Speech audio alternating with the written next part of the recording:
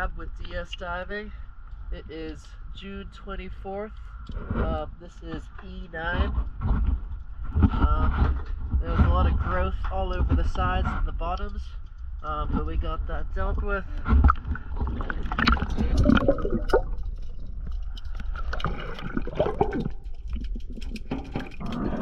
Got some growth on the props that we cleaned off.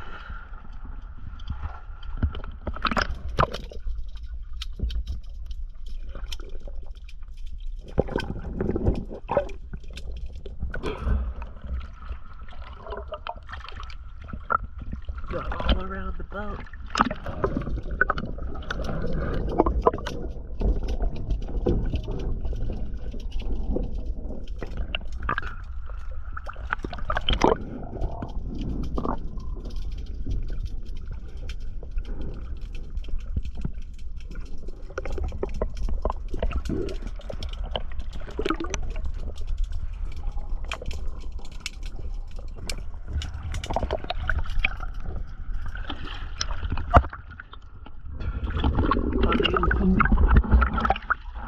On the inside as well.